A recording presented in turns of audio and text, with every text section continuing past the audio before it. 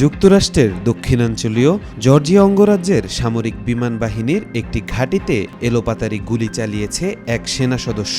এতে ৫ সেনা সদস্য আহত হয়েছেন। স্থানীয় সময় বুধবার এই ঘটনা ঘটেছে।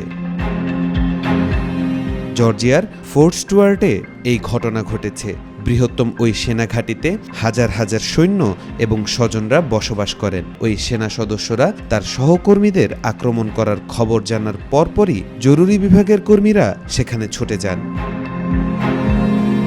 মার্কিন প্রেসিডেন্ট ডোনাল্ড ট্রাম্প এই ঘটনাকে নৃশংসতা বলে অভিহিত করেছেন। জানা গেছে, আহতদের মধ্যে 2 জনকে সাভানার স্মৃতি স্বাস্থ্য হাসপাতালের মেডিকেল সেন্টারে নেওয়া হয়েছে। অপর 3 জনকে সেনাবাহিনীর একটি হাসপাতালে চিকিৎসা দেওয়া হচ্ছে।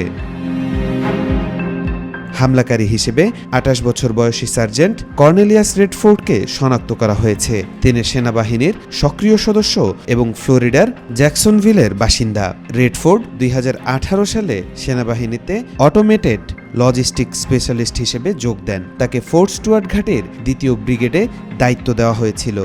তার বিরুদ্ধে এর আগে কখনো কোনো সামরিক অভিযোগের তথ্য পাওয়া যায়নি। বর্তমানে তাকে প্রি-ট্রায়াল বন্দিশালায় আটকে রাখা হয়েছে। তদন্তকারীরা এখনও হামলার পেছনের কারণ নিশ্চিত করতে পারেনি। তবে জানা গেছে, চলতি বছরের মে মাসে রেডফোর্ডকে মাদক সেবন অবস্থায় গাড়ি চালানোর অভিযোগে আটক করা হয়েছিল। মার্কিন সেনাবাহিনী এই ঘটনার পূর্ণাঙ্গ তদন্ত শুরু করেছে। এমন ঘটনাকে কেন্দ্র করে সেনাঘাটের নিরাপত্তা এবং মানসিক স্বাস্থ্য পরিস্থিতি নিয়ে নতুন করে প্রশ্ন উঠেছে। তৌফিকুল ইসলাম, আজকাল।